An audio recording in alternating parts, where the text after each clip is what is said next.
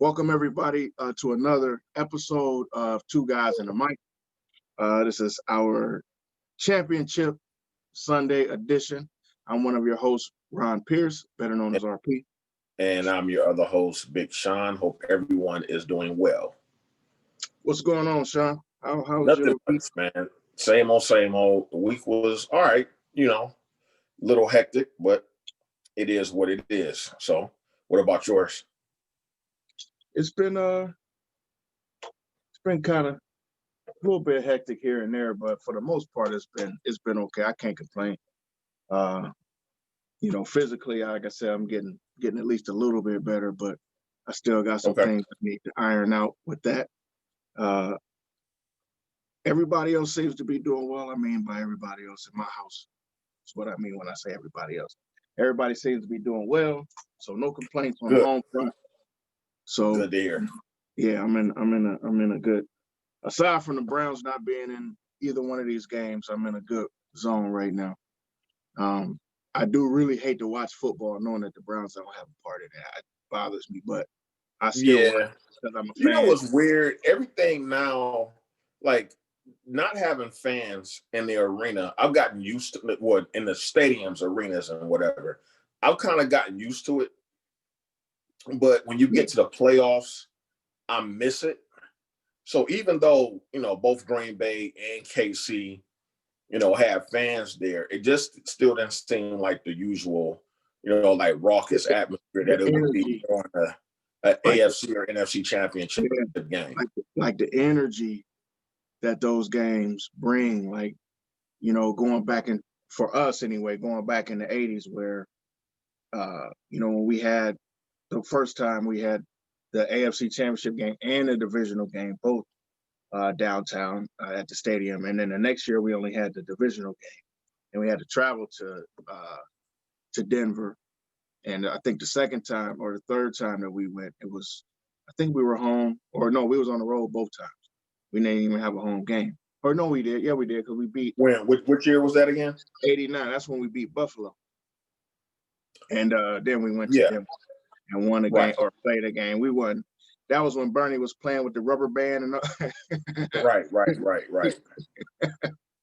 But those fans, you go back and you look at some of those tapes or some of the YouTube videos or whatever, and the fans are like going berserk with every single solitary play, with field goals, so the energy that you're getting off of the fans, if you're the home team, I mean, especially like in a place like Green Bay, where I mean they probably have some of the best fans in the NFL because they're just super duper loyal. Ain't nothing else there. Look, you just waiting on those 8 games a year in Green Bay, because what else is happening there? Ain't nothing else in Green Bay, and that's not a knock on Green Bay. It's just kind of like in the middle of nowhere.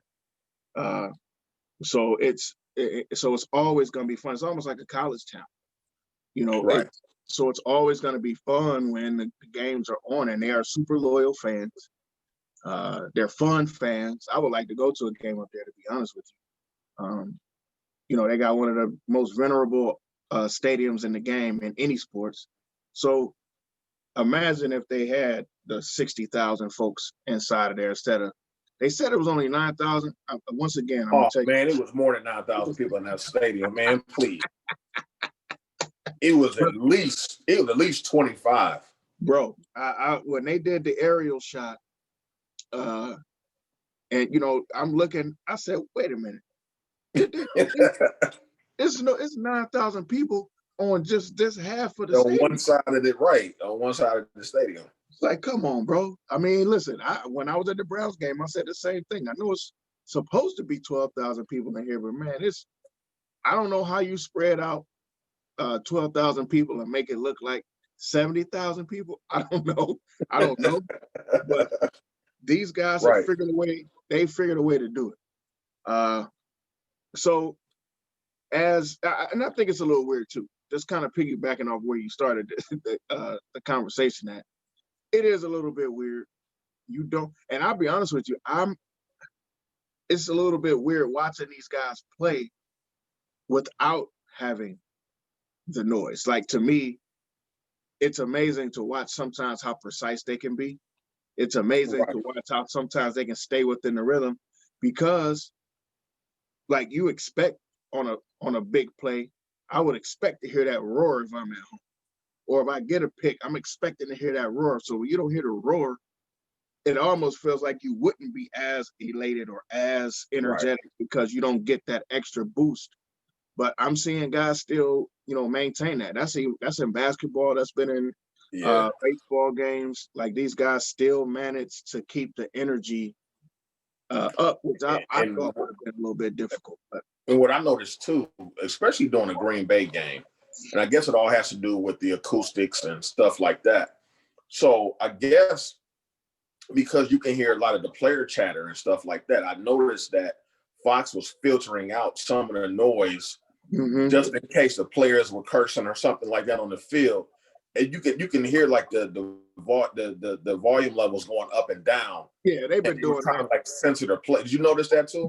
They've been doing that going back as far as the bubble in the NBA, because Okay. of, because Yeah. it's now, first of all, you got to understand this: the NBA and the quest to make the game more intimate and bring the game to the fans, yada yada yada.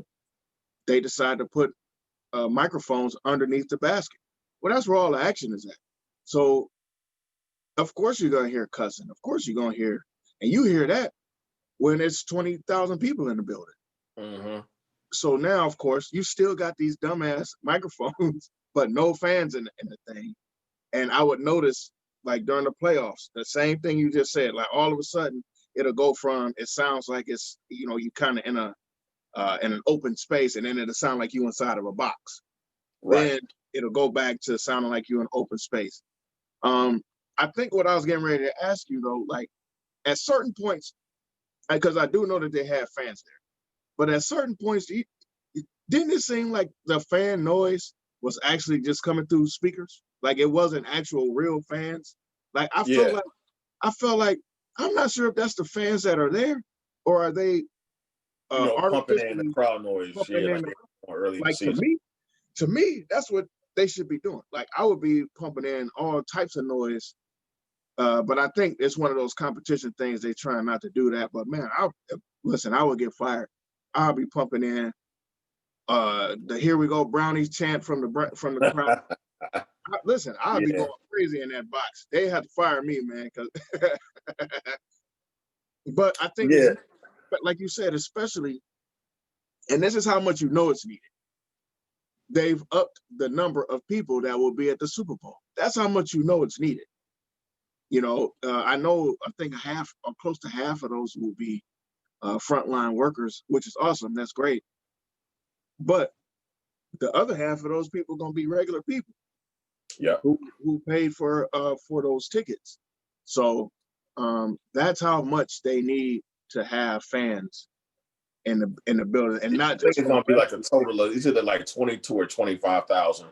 Yeah. Something Okay. Yeah. Yeah. something Yeah. of that Yeah. nature. Something like that. Hopefully, man, going into next season, hopefully we can go back to just having, full capacity, or At least at half. least maybe over 50, at least over half. Yeah. If you can get back to at least half. I mean, I know it's a process, especially with the COVID situation. I'm not sure where they're going to be in terms of vaccines and you know whatever else needs to happen before they just kind of lift some of this stuff. But I do Or understand that. or or, or you can Huh? be like the Miami Heat. The Miami Heat are going to have COVID sniffing dogs, which is like the most ridiculous thing What? that I've ever heard of in my life. Come on, man. So I'm now, dead serious. come on, man. COVID sniffing dog. So you go to the game and this dog don't act right, you Come on. gotta go home. Come on, man. That's absolutely ridiculous. Like All how right. does dog I, know? and listen, here we are, only about a year into this. Uh, Where the hell did you train this dog to sniff COVID? What COVID? What COVID smell like, Pooch? What he smell like, man? Damn. And you know, Evidently, they said if that. animals can get this, ain't that animal cruelty? What if the dog sniff it and then end up catching it? Well, evidently this is like something from the Germans have been doing. They said they were doing it last year. I don't know in what capacity, because I really didn't read the story. I saw the headline and I was like, this is ridiculous. I'm not about to read this. But evidently that's where they got the idea from, is that this was happening like in Germany. Okay, I'm But gonna have to look it up. here's the other caveat too. Remember when COVID first started hitting, all these animals were catching it, like tigers, zoo animals, and stuff like that. And I was like, wait a minute. First of all, you're already talking about this a shortage of tests. So who's testing these tigers? How y'all find that out? How y'all find out? Yeah, exactly. And why would you even want to test these animals anyway?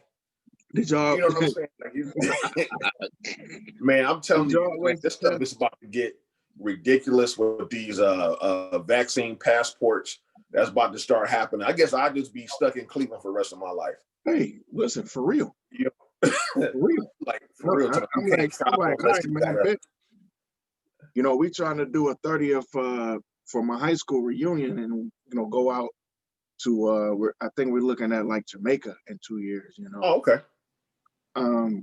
I'll just be at the crib. Yeah, and look, as long as we cancel within a certain amount of time, you get all your money back. So, right. You know what I'm saying? But let's move on. I know, because we'll get off in another hour-long tangent. We do understand that ain't no damn fans, and that does kind of suck, man. I can't lie. However, we actually had 2 pretty decent games today. I wasn't bored out of my mind watching. I was bored with the second game. The second game was a little more boring. I think it was more exciting earlier, especially when Buffalo went up early. You know, that kind of, I'm like, uh-oh, so what these guys gonna do? Are they gonna be able to come back? Are they gonna be able to? And I mean, come on, we know that the Chiefs have the type of offense that can come back on these guys. So we knew that was something was getting ready to happen. But let's jump into this real quick. So the first game, the Bucs and the Packers.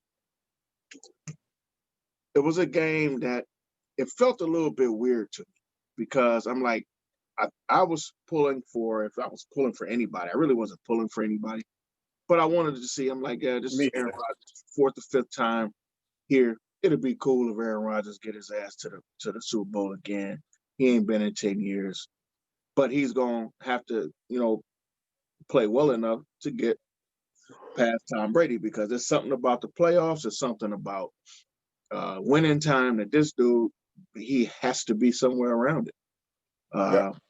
I came to the conclusion today. I've been holding it off. The dude is the greatest player of all time. He's the GOAT, man. Like greatest player, greatest quarterback. World quarterback. I think he's the greatest quarterback of all time. Now, to be honest, he's probably in a discussion for greatest player. But I think today I've always held that Montana was the guy. And I know we existed in different eras or whatever like that, but there was nobody else who was even ever close to me to Montana.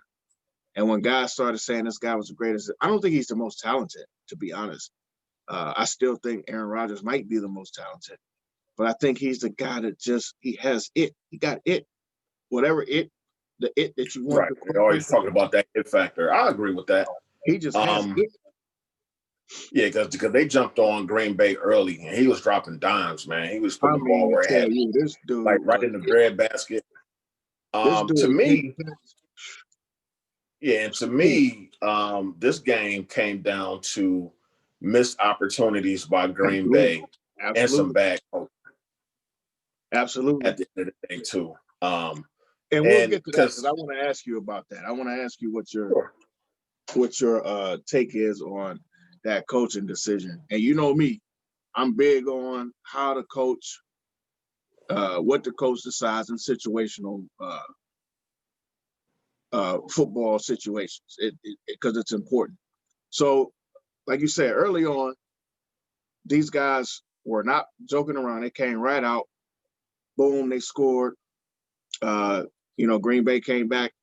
They scored a field goal, so it was kind of close. And then Tampa came down, scored again. So I'm like, damn, these guys got to score a touchdown in order to keep up with them. You know what I mean? Right. Like they have to score a touchdown because it looks like time is on.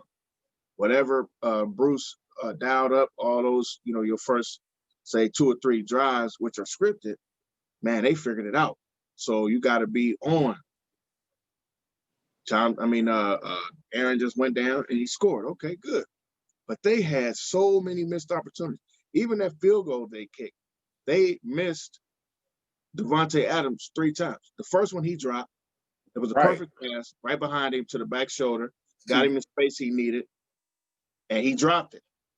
You can't have. And the ironic part about that whole thing is, at least ironic coming from our perspective, if that was the Browns in that same situation, we would have had a complete conniption and meltdown because they got down there first and goal and went straight to the shotgun.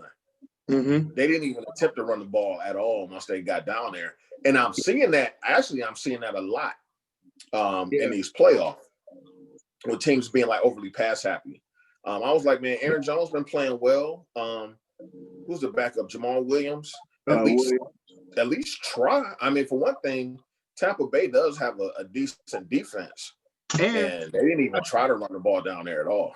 And I'll tell you another question I had. When you're down there inside I think they were like at the 6 or something like that. You're down here inside the red zone in a championship game.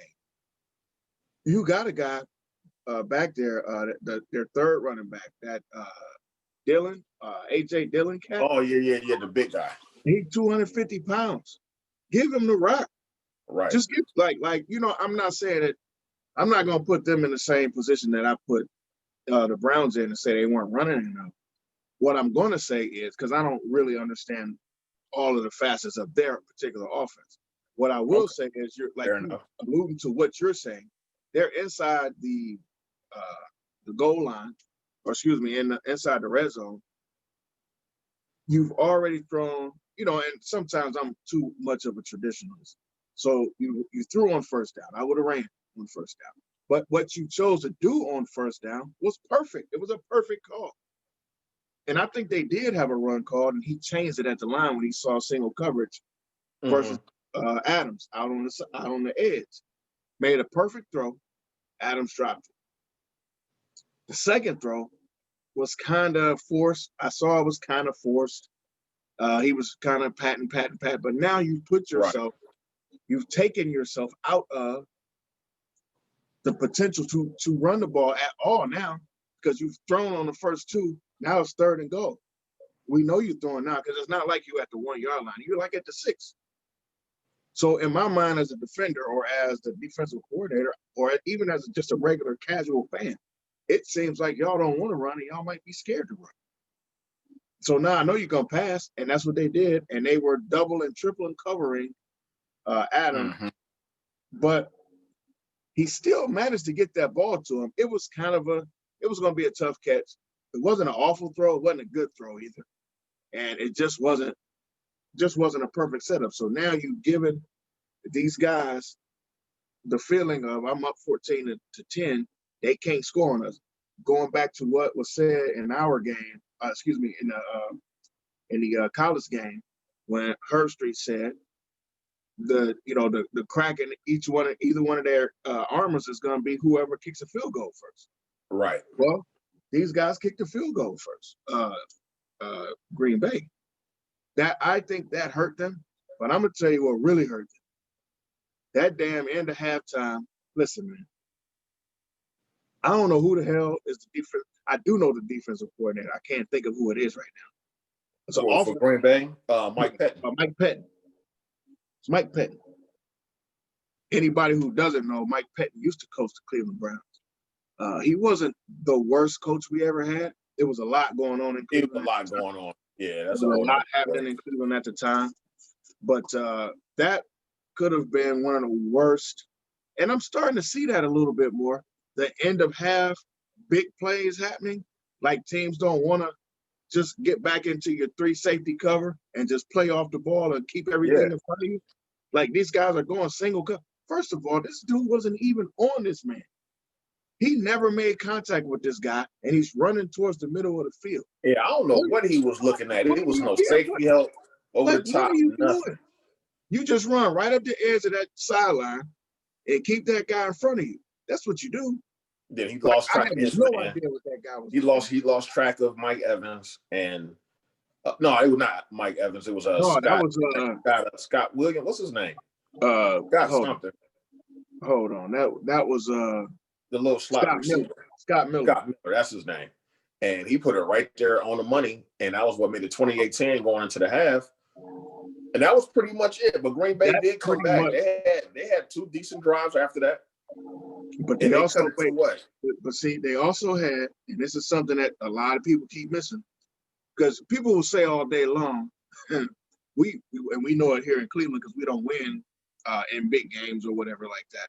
So we sometimes find ourselves blaming other things for why we lost. The games don't end on certain plays. This game was not over. You could feel the emotions, and you just felt everything kind of get sapped out. The little bit of noise that those fans were making, they wasn't making none of it after this play. But a couple plays before that, they dropped the interception that hit them clean in the hand. Yeah, sure did. And that could have deaded that whole situation. Even if you don't score, you get the ball coming out. And this is what I mean when I say these are big swing situations. You can't give Tom Brady that other opportunity. You can't give Ben Roethlisberger those other opportunities.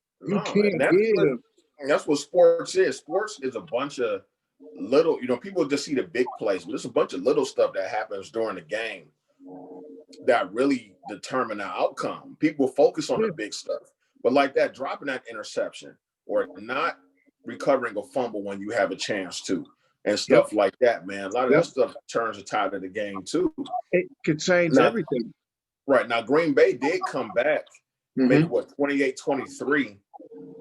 But then here's the thing.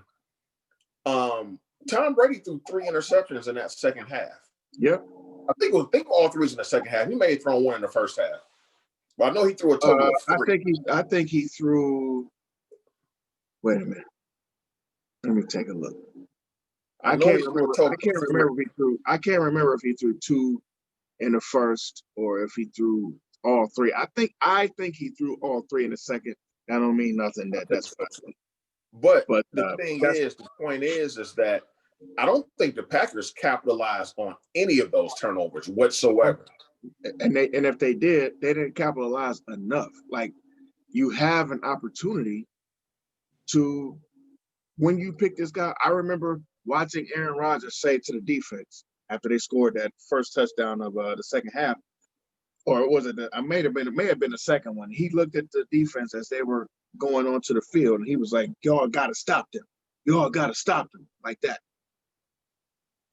That's what you're supposed to say to your guys. You're supposed to give them that. Hey man, y'all got to stop them. Get us the ball back. Well, when they got you the ball back, you didn't score. They didn't do nothing with it. So where is that? When it comes to you. And I like Aaron Rodgers. My point is, you got to also, if these guys, and they did, because they got a couple turnovers for you, bro, to get you back in this game. What happened? Where was your part in this? Because you got to have your part in this.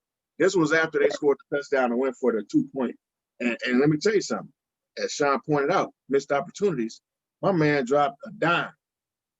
Yeah, and Dominican Sue got his little hand on it, so it went from a tight spiral to sort of wobbly. But man, that thing hit that dude right in his hands. Right, and he so got to make those catches. You got to make those catches. And credit to Tampa's defense, man. A lot of times when Green Bay was moving the ball and making progress, they were coming up with big sacks. I know Jason Pierre-Paul came up with a couple of huge sacks. Yep, he sure did. In the second half. And I'm really impressed with Tampa's defense. I like Levante David, who happens to be a free agent. Andrew Berry, so, you may want to throw some money at that guy because we need a linebacker like that. A guy that look for everything out there. But that's another story. Another story for another day. Smart, but active one. I see people too were couple of Packers fans online were blaming the refs for that call at the end. Man, that dude almost pulled his jersey off. First of all, I do agree. I do agree. And again, when you've played a team sport, I don't care on what level. I really don't. I don't care on what level. When you've played a team sport, if you played in high school, if you played in a rec league, if you played in the pros, college, down the street at your homie's backyard, you want fairness in what's being called. You and I have been in football games that have been stalled because somebody called interference or something, and we all knew it was bull. You know, like, man, you just doing that to slow the game down or to stop us from scoring to win. We want you to at least be fair. It's the same thing on all of those levels. AAU, Summer League Baseball, PAL 5, PAL League Football. You want the refs, the officials, to be fair.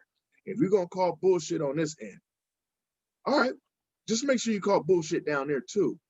Don't call ticky-tack on this end and then call, I'm going to wait till you get your whole face slapped off before I blow my whistle. Right. I will admit, they were allowing a lot more hands. They were a lot more handsy in this game than I've seen in most games this season. They weren't really calling anything, and then they called that play at the very end of the game. Now, I don't know. Again, I don't think that play lost or won the game. Not saying that play wasn't huge in losing the game. You had chances before that. That shouldn't have never came to that in that situation. Right. And then plus that one to me was so egregious. I mean, you could see him. That's where I think people were pissed off too that the flag came in late. It came in super late. The flag came super late, but I agree with you, especially when you get now. If you're watching it from the TV angle, I don't know which way the stadium actually faces, but if you're watching TV, you're kind of looking at it from a south to north kind of thing, just looking at it directionally, and then you got your east and your west positions as they're going to the touchdowns.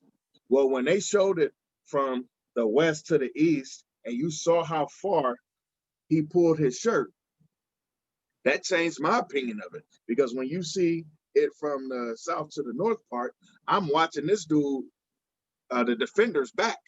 I can see his back.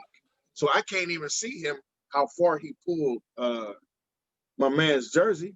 Yeah, because when I first saw it, I was like, that ain't no, like, he ain't even touching when I first saw it. And that's what I'm saying. Yeah. That's my point. So the referee that called it had that that east-west where he's looking right. And I mean, this dude was 2 yards in front of him. And then what filled the gap between those 2 yards was his damn jersey. So if nothing else, it's a hold. If nothing else, it's a hold. Even if it's not pass interference, it's still a penalty. So they're going to call it. They're going to get a first down. Yeah, because really to me, what sealed the fate for Green Bay when they had that in the fourth quarter, it was 2 minutes left in the game. You was 4th and 9, and you kick a field goal. And by kicking a field goal, all it did was cut the lead from 8 to 5. So that means you still have to go down and score a touchdown. So to me, you just go for it at that point, because now you're giving the ball back to Tom Brady. Yeah, you got 3 timeouts, but there's no guarantee that you're gonna get that ball back, and you didn't get the ball back. Well, here's a question that I have, because I thought once they got down there, and I'm not a head coach, and we know that I have problems with coaches in certain situations, but I said to myself on second down, all right, they missed that, but it don't matter. I think it was a pass or something. I said, well, it don't really matter. This is 4 down territory. That's exactly what I said. Mm-hmm. And I'm not a coach. But in my mind, I said, it's 4 down territory. So they'll probably go for it on 4th down. You can still run the ball. You can still get some yards and get yourself in a little bit closer, et cetera, et cetera. But when I saw the kicker come out, I tried to rationalize it. Like, and again, I don't know if I would have done the exact same thing had this been the Browns, But these are some of the areas where when you're not emotionally invested in the game, you can still kind of make a clear-headed thought process behind it. So I was trying to rationalize why he did it. Like, why would you go for the field goal here instead of trying for the touchdown? Now think about this. If they come out of there with no points, how is that any different than coming out of there with 3 points? Like, and I'm asking this That's kind of what I'm like, saying. It was no difference at all. That's why you go for it. no, go ahead. What At you say? that point. That's I didn't hear that's why you go for it and you try to tie the game up then on that drive, because kicking the field goal doesn't make a difference. Doesn't make a difference if you're down by 5 or if you're down by 8 and you get the ball back to Tampa. You still got to score touchdowns, but don't put yourself in a position where you hoping that you're gonna get the ball back from the Bucs with 2 minutes to go. Well, I And mean, you're 3 timeout. So now think about this though. How about this? At that point in the game, we done picked off Tom Brady 3 times. They didn't score. They hadn't scored a touchdown since the middle of the third quarter. Maybe he feels like my defense is playing better. So we probably can get this stop. Probably. still wouldn't have done it. Just because of the numbers game. Because you still have to go back down and get a touchdown. Either way. You see what I'm saying? Like those 3 points don't make No, a difference.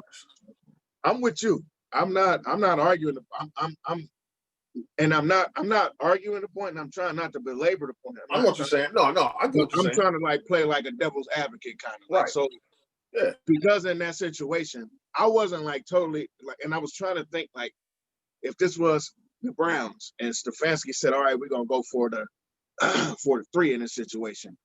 I'm trying to rationalize why that would be his thought process instead of just jumping off a ledge and coming down the dude's throat like that was the stupidest thing ever. No, And it wasn't the dumbest thing ever because you got 3 timeouts plus the I think that's where I 2-minute warning. I was kind of like was going by the old school book. That's the old school way. Come out of here with some thinking. Yeah, come out of here with some points. Yeah. We get the ball back, and if we go back down and score a touchdown, then we win. Instead of previously being down by 8, you got scored a touchdown and a 2-point conversion. Yeah. So, like, to me, I'm not going to kill them and just say, "Hey, it's the worst decision ever." I just didn't agree with it. You know what I'm saying? Like it wasn't. Yeah. I get that. That's all. But I also kind of wanted to pick your brain in terms of, because again, you hear, everybody on Facebook, and we're on Facebook too, by the way. Everybody on Facebook is an expert, apparently. Right. We've all been the best at something at some point, and none of us can understand how in the hell somebody makes these mistakes in these types of situations, et cetera, et cetera. But one of the things that I like to do on the show, or try to do on the show, or try to do through the show, is have, especially when we can be non-emotional. If this was the Browns, I'd probably have thrown something, or Sean might have hung up on me already. I'd be so emotional and so frustrated that we didn't do something in the game. But when I'm able to kind of pull myself out of that and have I can watch this game and understand the game, how the game is played. So I want to ask questions of people that I respect their opinion. That's why I'm asking Sean these things, because Sean has watched enough football, and I trust that whatever he's saying about that specific situation, the field goal versus going for it on 4th down, how important that can be in changing the game, not just in the regular season, but damn sure in the playoffs, because that's something that if you've never been encountered that, like I've been in games where it's certain stuff that don't happen all the time.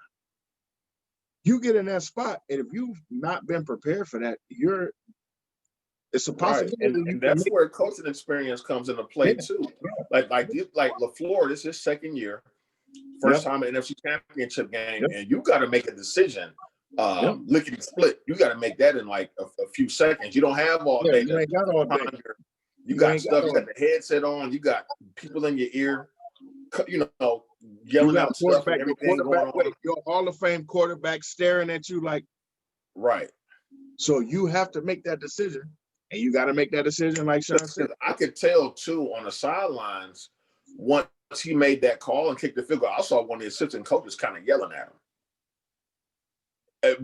But I mean, he had the mask on, so you couldn't really You tell couldn't read how demonstrative or he see was how being. But I demonstrative. could tell by his motion, he was really kind of upset that and you can see LaFleur was kind of talking to him, trying to rationalize why he did what he did. And then Aaron Rodgers after the game wasn't happy about that call either. Oh man, listen.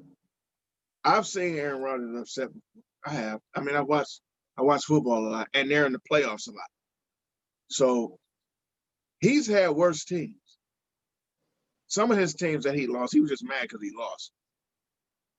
This team was actually pretty solid for him. I think they were good enough to win this game. But he's also at that point in his career where he like, I don't know how many more of these I got in me. Not that he's super old, but he's starting to hit that spot. He's up there, man. Because remember, he sat out. How many years did he sit behind Favre? 3? 4, 3 or 4, something like that. And but that's what I mean. Like, but what I mean is, yeah, he's up in the age, but he's not at that age where he's not like Phillip Rivers, where we're like, man, yeah. He's not like at that point. But he's about 3 years ago with Phillip Rivers, where you're starting to ask yourself, do I still want to continue to do this? Do I still think that we can do this? He's at the, Drew Brees. Drew Brees probably could have retired 2 or 3 years ago, but he's been chasing that elusive moment because he's gone out of the playoffs in some tough spots. Aaron Rodgers, this is one of the better teams that he's had, defensively and offensively, in a good while, in a really good while. And he knew that, again, that time is fleeting. Remember a week ago, remember when we lost, I was pissed off because I understand that. You don't get these shots all the time. I didn't even realize this. This was his first time ever hosting an NFC Championship game. In my mind, I'm like, really? Really? I was like, for real? I would have thought he hosted 2 of them by now. So the year they went to the Super Bowl, they went on the road? Yep, they won 3 straight on the road. Okay. So what I'm saying is these opportunities, these chances, people just assume you're going to get these chances again. Everybody's not the Chiefs who gone to 3 straight AFC Championship games and 2 straight Super Bowls. Everybody's not the Bills from the 90s who went to 4 straight AFC Championship games and 4 straight Super Bowls. That don't happen, or 3 straight Super Bowls for the Cowboys and 4 straight NFC Championship games. That stuff ain't regular. That ain't regular. That's an anomaly. Those are anomalies, man.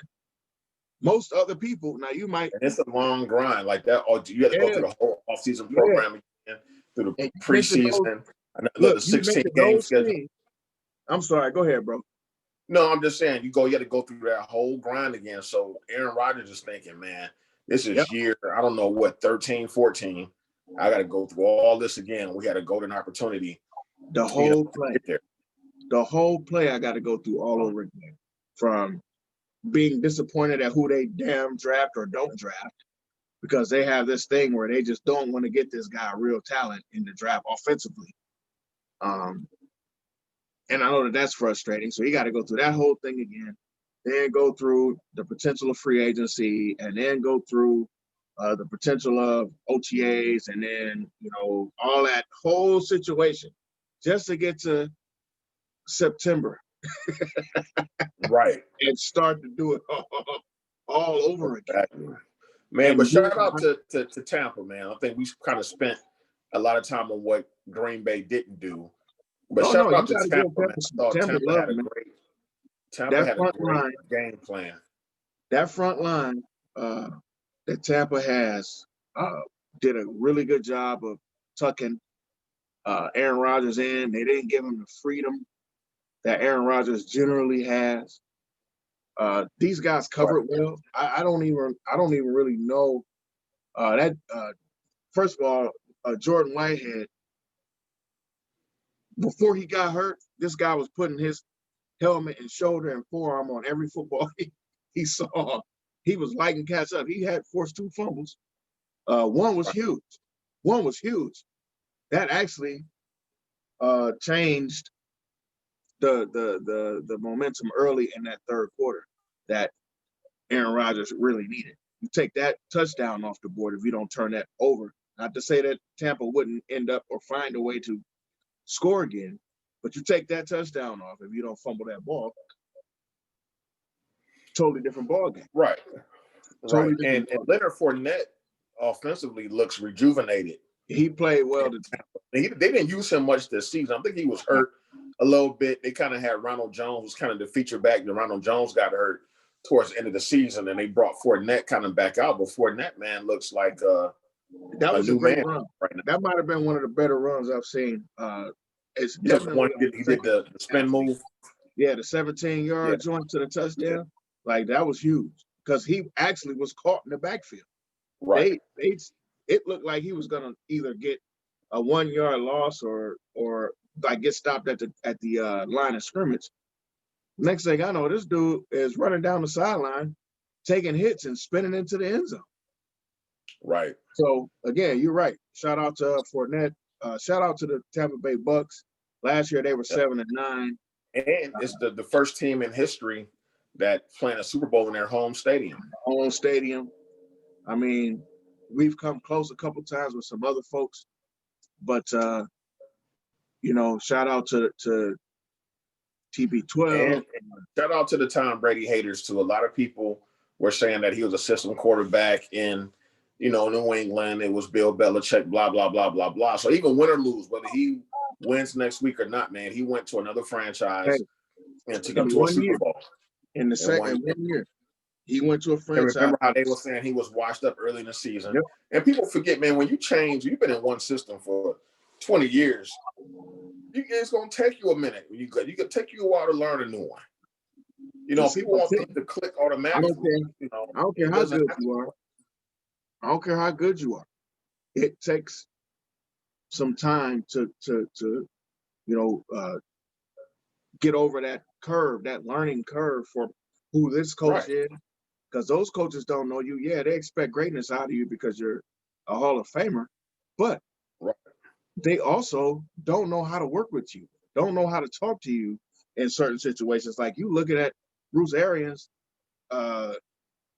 being Tom Brady, like, yo, what you talking about? Bruce Arians ain't never been in that spot before, per se. So he's almost looking at you like, shoot, I don't know. What do I do? What do y'all normally do in this spot? And Arians is a really tough guy. He's a hardcore dude. So I'm going to give a shout out to Bruce because he relented a lot to Tom Brady, especially in the second half of the season, to allow his team to flourish and look at where it got him. Sometimes it's not about your way, and sometimes it's not about what you're used to doing. Sometimes you got to give a little bit in order to really have full success, and you'll still get the credit for it.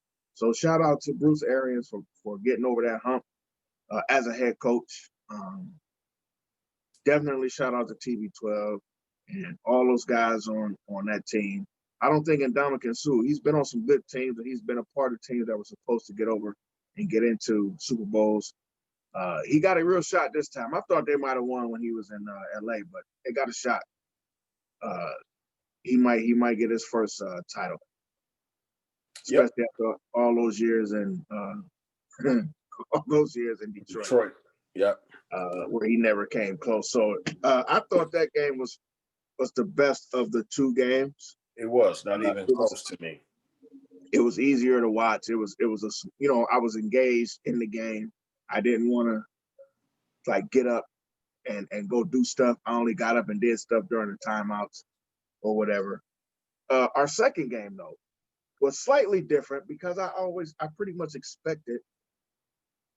I didn't. What did I tell you about the Browns and their opportunity playing the Bills?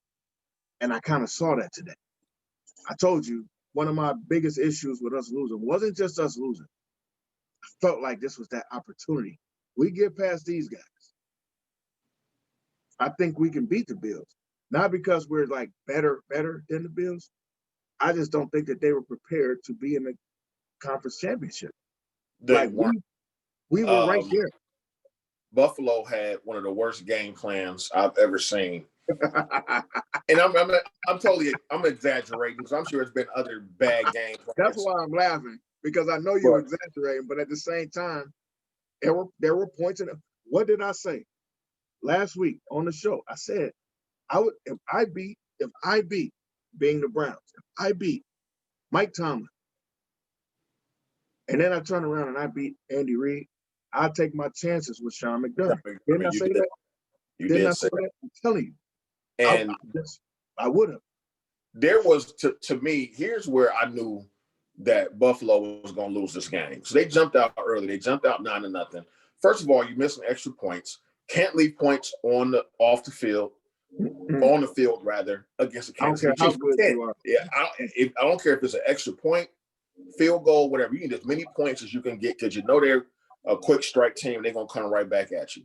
Yeah. There was a play, I want to say, might have been in the second quarter, third and long, and Josh Allen tries to avoid a sack and his intentional grounding. That was, And when he's coming off the field, he looked like a deer in the headlights. His eyes were like wide open, like a crackhead. Just, And I said, you know what? I like, this kid is overwhelmed.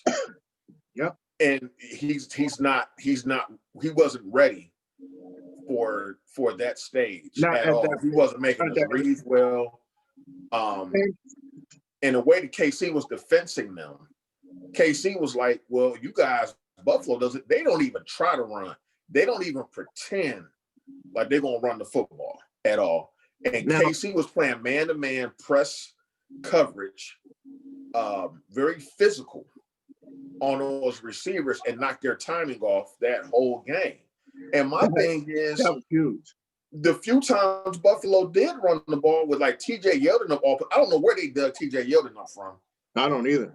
I ain't seen that dude in the league in about 3 or 4 years since he was in Jacksonville. I don't know where they dug him up from. I didn't even know that he was on their team, period. Right. And the few times they gave him the ball, or Singletary, they got about 4 or 5 yards. Singletary didn't do so as good, but TJ Yeldon had about 5 a carry or close to 5 a carry. Something like that. And I know you can't keep running your quarterback, but Josh ran the ball pretty well. He almost had 100 yards. Yeah. Something like that, like 7 carries. But you don't want your quarterback doing that. But that's what I'm saying. Like, you don't want to. I mean, he's not, no matter how good he is running the ball and how mobile he is, you really don't want to keep putting targets and opportunities to be hit on your quarterback. So, but I was like, if Buffalo, like if y'all just switch up, mix it up a little bit more, you might actually have a chance to compete in that game. But they were just insistent on throwing the ball. Also, Buffalo is another team that had missed opportunities today. They were getting the red zone. Them fools kicked. How many points you scored today? 15? 24. So they got a late touchdown. Yeah, they got a late touchdown. They got a late touchdown. Not count, but they ended up kicking 3 field goals. They kicked something like that.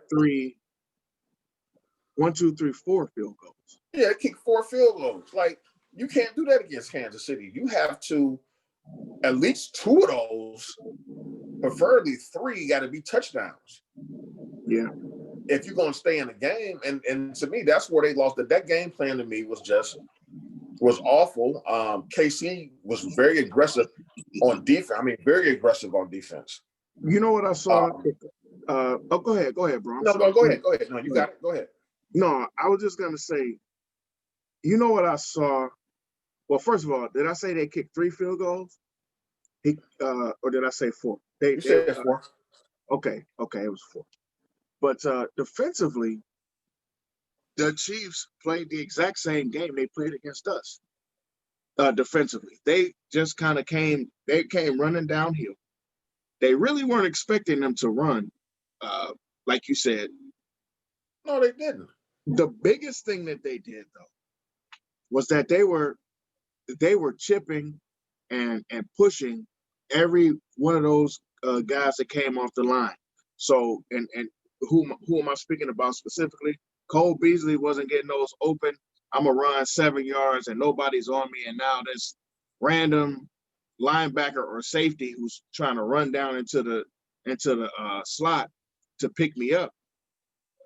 I'm already ahead of him on my cut, so I got this easy. No, I'm gonna bump you off this line, run you off your route a little bit, at least rub you off a little bit, which throws off the timing. They were just throwing off that timing. They did the same thing to Steph. Steph didn't have the kind of game that you want or need to have in order to carry this team to that next championship level. You have to be almost unstoppable. And again, these are some of the things that I have issues with Stefanski's game plan, because he wants it to be a team thing. You're going to need somebody to stand out, somebody to be almost unstoppable, because you're going to need them to play unstoppable in certain points and in certain pockets. But in this particular game, that was huge, running them off of those. And they kept blitzing. They kept sending blitzes from the edges. It was like third down. I said, they're blitzing. They're blitzing. I don't know which edge they're coming from, but they're blitzing. They blitzed almost every third down. They blitzed from the edges with the safeties. They blitzed from the – listen, I said this a long time ago, and I wish we would have picked him up. When Tyrann Mathieu came into the league, I said, the Browns, if anybody ever have a chance to get this guy, I know he got problems, but his instinctive football ability is completely off the charts. It's completely off the charts. KC safeties, man, him and that kid Snead, who's a rookie. Yeah. They're very physical, man. They play fearless. They're going to come up on the line. They're going to play the run, and they can play the pass.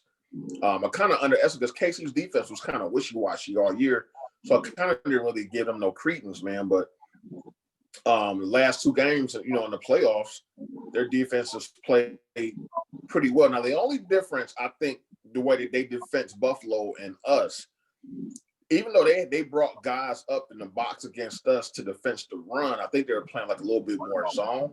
Because like our receivers were a little bit more open in space than Buffalo. Buffalo, they were playing straight man-to-man press physical coverage because they knew that Buffalo wasn't going to run the ball at all. So and that part, I totally agree with that. Because they knew they had to deal with Nick Chubb and Kareem. So if we had gotten the ball to them a little bit more, it could have changed how the game ended up. And that's how I feel. But I agree. Right. You got your guys on the edges.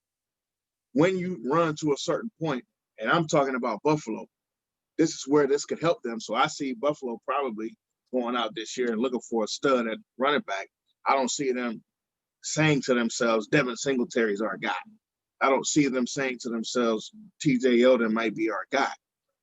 I think they're probably going to have to find a platoon of things to happen because they might need to, just shore up the running back situation. Right. They're going to have to start running the ball. Now, what's weird now, too, is like KC doesn't run the ball either, but they're able to get away with it. Well, Andy Reid is one of those West Coast offense guys. So while they don't run, they do run a lot of short passes. Short screen, yeah. I got passes that create a running effect on defense. That's a good point. That's a good point. A lot of jet sweeps. They do a lot of jet sweeps. Well, not a lot, but they do jet sweeps. And they look good doing it. Like it just looks like it doesn't look like it's a gimmick. Sometimes our jet sweeps look like gimmicks. Right. It looks like because like the way Baker might pitch it or the way we might catch it or the way we might hit, it's no like I'm holding it, or I'm trying to act like I caught this and run out like I caught it to just throw the defense off. It just looks like some sort of a gimmick that we're just trying. Something that I think we'll continue to work on because I think the NFL offenses are moving towards this type of offense. This is getting ready to be the new thing. This movement, motion type of offense, where you got guys running down the line at 60 mile per hour and they get the damn hike, the snap rather, and they just catch it and run around the edge. You might only get 6 yards. But guess what? That's one less hit your damn running back gets, one less hit your quarterback gets, and now it's 2nd and 4. Right. Like it's another creative way to kind of create the run. Like I said, I kind of lost a little bit of interest in the game, especially after halftime when they came out. Actually, a little bit before halftime when they went up, what was it, 21-9 or something like that. Even though they weren't out of the game, or what was it, 21-12? I'm sorry. Yeah, like Buffalo kept kicking field goals. It was 21-12, And that's where I was getting ready to 24-15. go. Even though they weren't out of the game, I didn't see where they were gonna. They have the ability to score. I didn't see where it was coming from. I agree that Josh looked a little baffled. He damn sure looked baffled when he threw that pick. Like when he threw that pick, that in the second half, what's the kid's name he threw it to? Bounced right off of John Brown. He was covered by 3 people. Now I don't know how he got that ball in, but he did. He got the ball in, and as he was spinning around, he just lost the ball and then got picked off. Right. And he was sitting on the ground. And that was when I saw what you saw probably a little bit earlier in the quarter. He was sitting on the ground and he just had this look like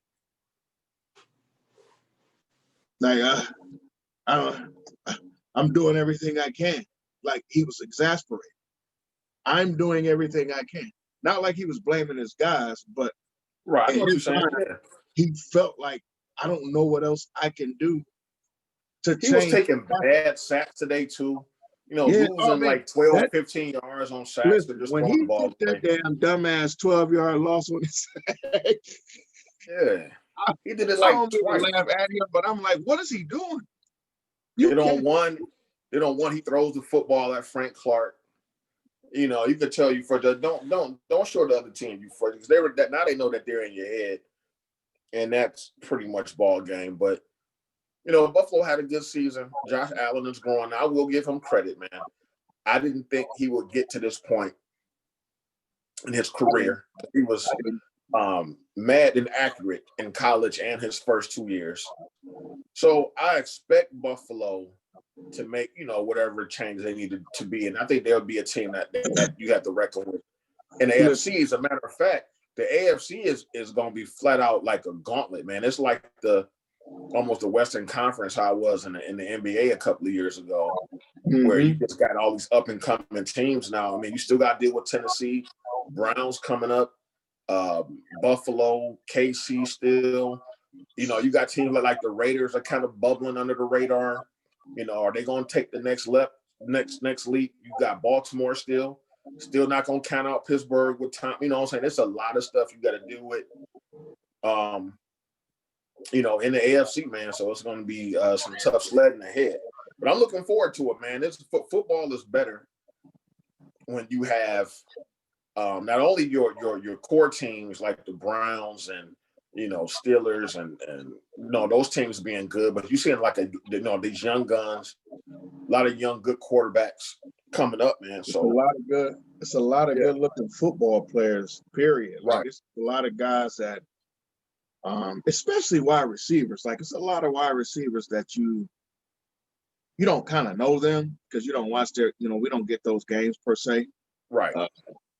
But when you get a chance in the playoffs and you start to see, John Brown's, and John Brown has been around for a little bit, but you see the difference in how he plays now versus how he might have used to play, say, 2 years ago or whatever. You start to see a difference and see a growth. Same thing like with the quarterbacks. You start to see a growth in a guy like Josh Allen. I didn't think Josh Allen was going to be anything. I'll be honest with you. The way they talked about him, I thought Josh Allen, the way he is now, was going to be Sam Darnold. Right. And that's totally different than what was being talked about, than what anybody was given any credit for in that situation. So, you know what? Shout out to Josh. Sean and I both had the same idea when it comes to Bills fans. We're not big fans of Bills Mafia. We get it. We get it though. We understand it. So don't get that part twisted. We're Cleveland Browns fans, so we understand. However, we ain't big fans of that whole fan base. But just in all fairness, I think these guys got a really good team moving forward. They got to find a running back. They got to find a running option. Josh Allen can't throw 48 times or and then run. Or just, make a effort to try to run the football. I don't know if it's because Singletary is bad or if it's just that they just don't. But that's listen, just their philosophy. I'm not saying that Singletary is bad, but here's my guess. Here's what my guess is. And it's just a guess. But if you're not using them, it's either that you don't trust them or you don't want to use them. Like, to me, you do know that you have to run. The leading rusher today was Josh Allen. So you don't want your quarterback throwing 48 times and then running 7 times. Right. That's 55 opportunities for somebody to hit my quarterback. Exactly. I agree. You gotta try to find a way to balance that out. And you balance it out. Even in hell, to your actual point, bro, McDermott, you got to understand something. Even if you just try to run more, it could be a difference. Just try. Stop putting everything on that kid's arm right now. I know he's young, so he probably wants to throw 40, 50 times a game. Who wouldn't when you got a nice arm like he has? But don't put the whole game on your guy. This is another reason why I don't have as big of an issue as some people have with Baker. We have a team that's balanced enough that we don't have to put the entire game on Baker if we do things the right way. Again, that's another part of my frustration. Run the ball. Take some of that.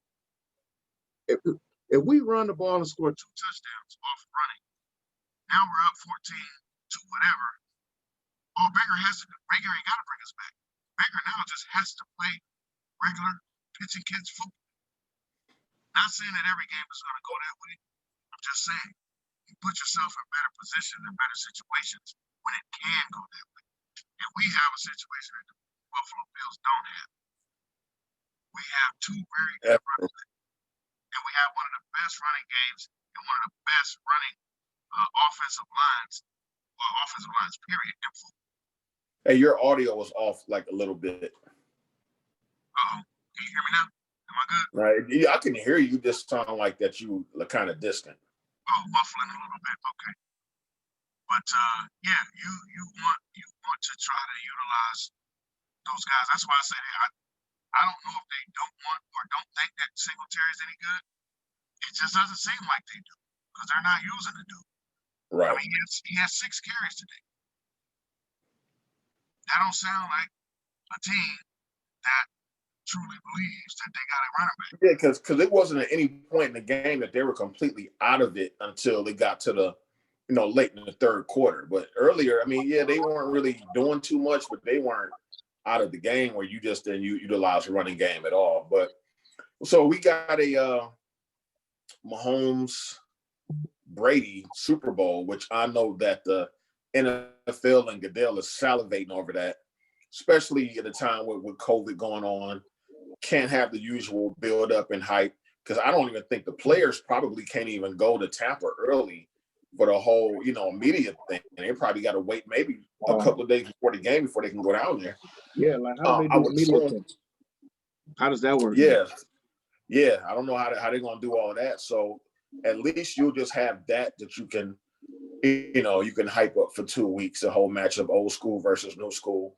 Can Mahomes beat Brady again and the third? I think this is like their 3rd matchup in something like that, 3rd or 4th. Yeah. So it'll be interesting. I guess we in our midweek show we go ahead and kind of do our pregame and make our predictions, but I think it's a very intriguing matchup. Yeah, we'll break that down over the midweek. So overall, I thought the games were good, but I think that would have been better if the Browns would have been in it. Of course, everything is better with the Browns in it. It's my own opinion. But it would have been a whole different show right now, win or lose. It would. Oh my God. Number one, I'd probably be extremely drunk right now. Listen, I'd be drunk, God forbid, emotional. God forbid, we would have won the game. You're at, But we listen, would I have don't won. even know. We I may don't not even even know. had a show had they won. Yeah, that's what I'm saying. I don't even know how that went. Yeah, because we probably be out in the street. I mean, it's about 15 degrees outside. I'd have been outside with no we shirt probably on. be in the street somewhere, right? going We'd be outside partying somewhere. Just All in the going midst of COVID everywhere, and we out there kicking it. Like, I don't even care. We out Celebrating here. We out here. We getting right. So yeah, it would have been a totally different show. And if we lost, of course, it would have been the whole. It would have been basically Sean and I going back to 1987, 88, meeting up outside just to go play because our mothers were sick of us crying and whining in the house, being all grumpy and stuff. Right. I think you may disagree with me on this. This is gonna sound completely irrational what I'm about to say. There was a part of me that was like, if the Browns were to go to the Super Bowl this year or do something like that, that it would have been bittersweet. Because I want, when we finally do go, I want the whole experience. I want the fans to be able to be involved. I want us to be partying in the streets, bars packed, everybody going nuts. Like we had when the Cavs won. Yeah, you know what I'm saying? So a piece of me when we lost, yeah, I didn't want to lose, but I was like, well, when we do it, man, because it'll probably be the only time that we get it. Like, I wanted to have the full extra. I want the parade too. Like, if we would have won this year, we wouldn't have had no parade.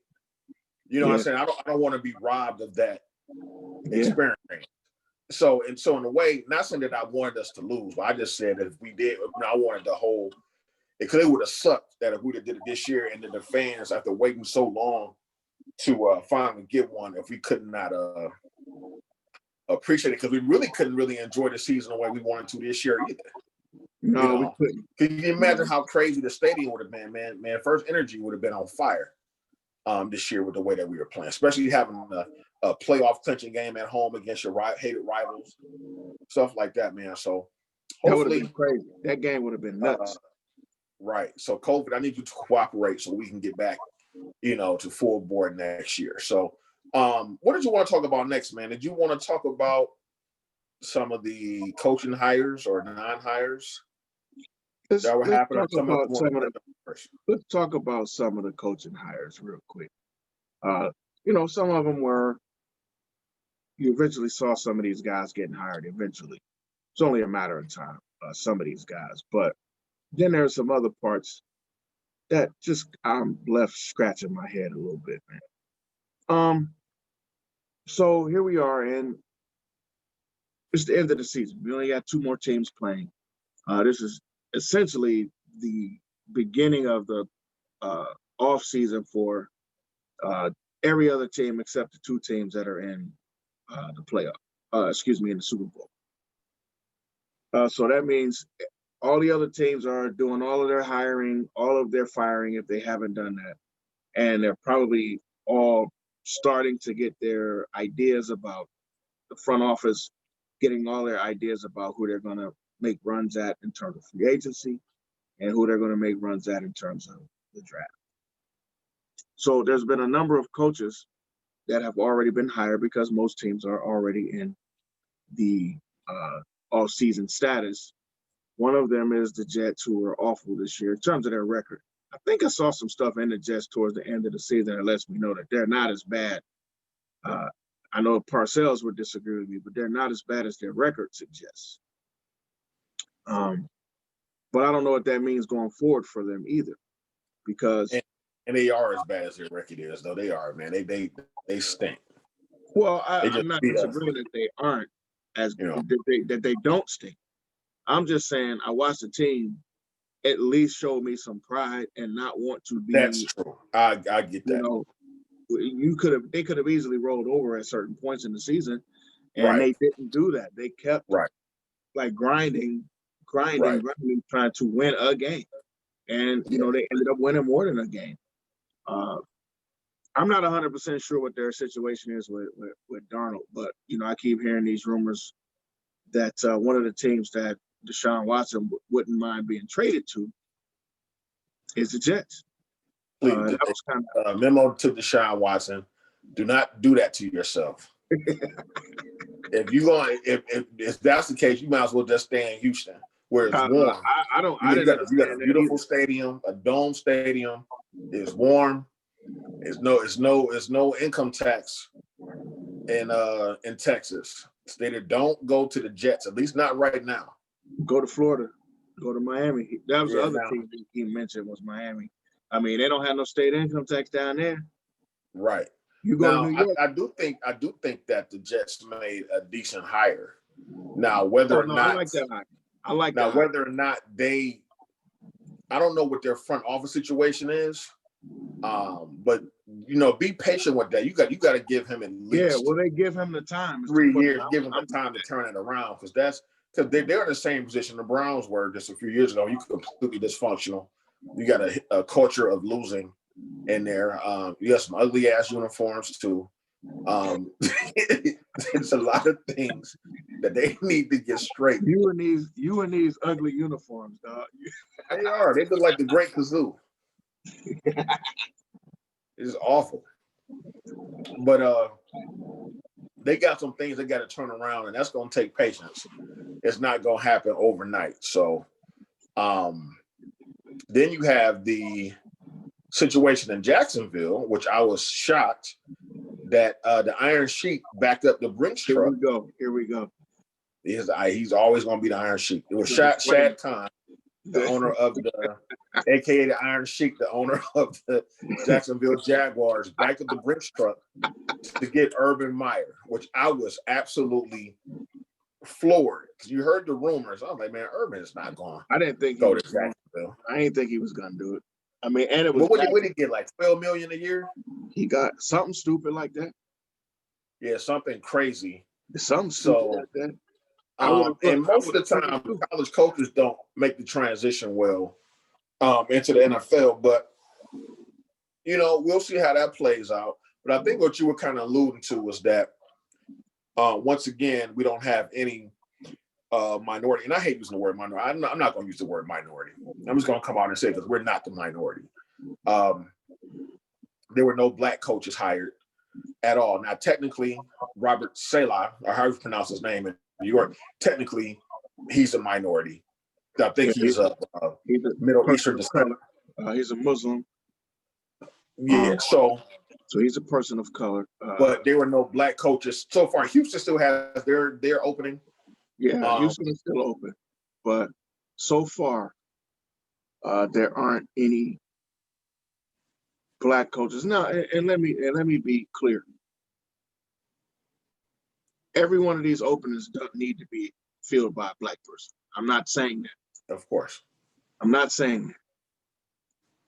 What I am saying is it's rather funny that I've heard certain people's names, certain black coaches' names mentioned in the hiring process, or excuse me, the interview processes for some of these positions. And they go in and they do the interview, yada, yada, yada, but they don't get hired. But then I'll hear about another coach that they hired. And I'm like, who the hell is this guy? Like the kid that got hired for Philly's job. Who the hell is Nick Sirianni? Yeah, who is that? Where did he come from? Right, he was offensive coordinator somewhere. At the Colts. Last year. The Colts, man. The Colts. Oh, the Colts. Okay. So let me get this straight. Let me get this straight. You hired the offensive coordinator for the Colts, but not the offensive coordinator for the Chiefs? Or the offensive coordinator for Tampa Bay? Was that Leftwich? Yeah. Yeah. I'm saying you give this dude the opportunity to be a coach. You can't tell me it's because of experience or anything else. How did he get there? And Sirianni may end up being a very good coach, so I'm not going to throw shade at him. He may end up being a very good coach. I ain't throwing shade at my issue with this whole quote unquote Rooney Rule thing has been this. It started out with a really good thought process. because back in the day when Sean and I were kids, and most of the folks that I think listen to our show are in our demographic in terms of age. Yeah. So there were no black coaches. I think the only one I can remember back then was Art Shell. Yeah. And the only other person that was late in the 80s, early 90s. Yeah. When Art Shell took over. And then you got guys like Ray Rhodes. You got you ended up getting guys like what's my guy that's on channel NBC now? Dungy. Then you got guys like Tony Dungy, who finally, not only was a good coach, but also ended up getting into the Super Bowl and winning the Super Bowl, showing that you can be still efficient and effective at your job, regardless of whether you're a black dude or a white dude. But that was over the course of time, and we've had more since then. Mike Singletary's been a coach since that time. Not when we were kids, but since we've been. Oh yeah. Since in the modern era of football, this current era, you had several. Now none of them have really, or with the exception of probably Marvin Lewis and Tomlin, I can't. Denny Green. Denny Green had a long tenure in Minnesota, and Dungy had a long tenure between Tampa and Indianapolis. But most of the guys really don't get a fair shot. No. A lot of them are like one and done.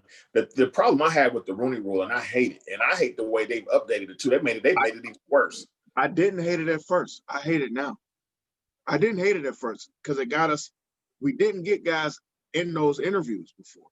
So initially, It was a chance to give us an opportunity to get to the table and show that we knew how to interview, show that we deserved the opportunity. And the hope was that we interviewed and people saw it, the owner saw it and said, wow, I never thought or never understood.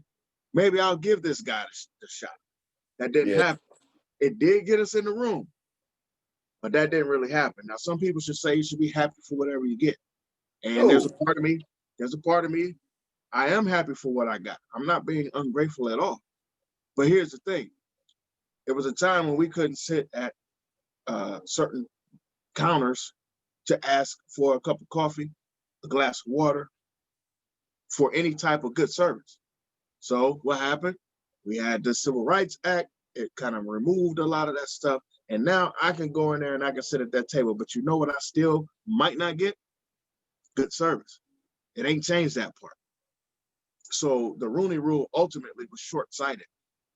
It only solved a piece of the issue, which was just allowing us an opportunity to sit down and have that interview. And you know what else happened too? And with that, it became like every 2 years, there's like a 2 or 3 year cycle where you have your token black coach that gets interviewed by everybody just to fulfill the Rooney Rule. And it's just a formality. That's exactly where I'm going. So the last three years it's been Eric Bieniemy. Before that, it was Percy Fuel, who was defensive coordinator, like with the Giants, some other people. Leslie Frazier. Leslie Frazier actually got a job.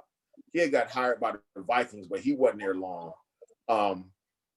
So you just have your few guys. Okay, we're gonna have, just to get them in there, or what they'll do is whoever they fire that year, they'll interview that coach's assistants to fulfill the running rule. It's like, we'll interview the running backs coach and so and so and so and so. Yep, we'll just interview those guys and say we're not gonna hire them.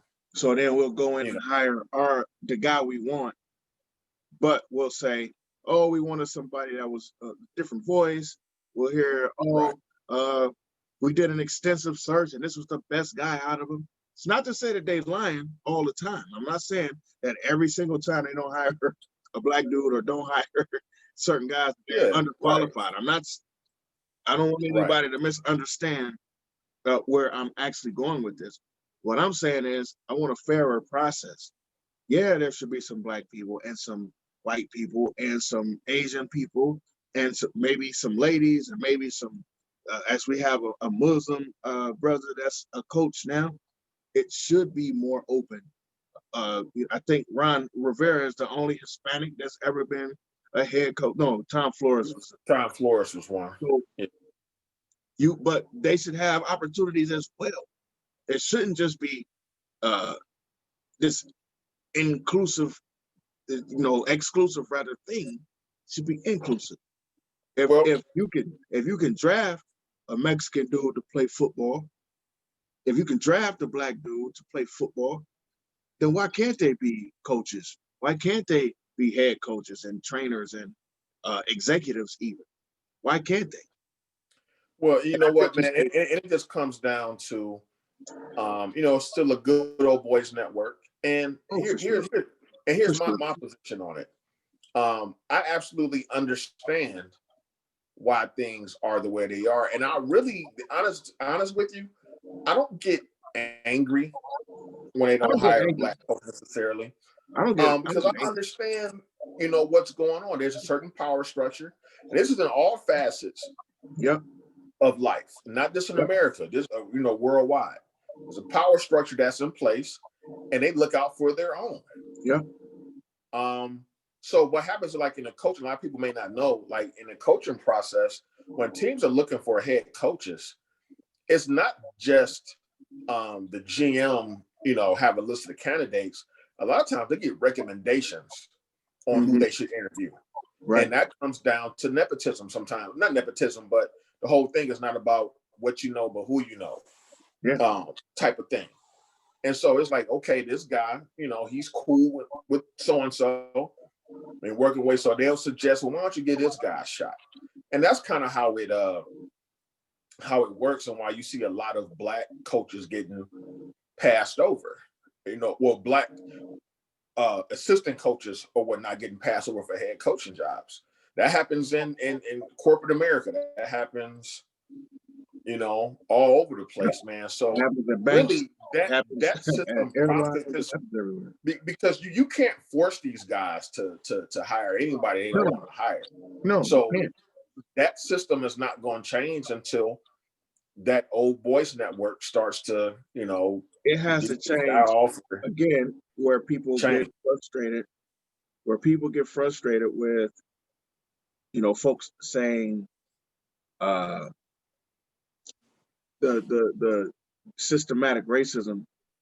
They get frustrated when you say systematic racism, but they don't understand that systematic racism is not going to be expunged, erased, or eradicated with hiring, say, a black coach or a black CEO or a black president, because it's ingrained. It's so long of a history. You have to almost change everything that's ever happened in order to do it. Right. So exactly. I'm like you. I don't get mad. It's maddening. It's frustrating, but I don't get mad. I get mad that people think it's like this fluky thing that we made up. I get mad at that, but I don't get mad at the actual factuals. Like, I watch all these guys get hired. I watch all these dudes get interviewed. Todd Bowles and all these guys who don't get two chances. How the hell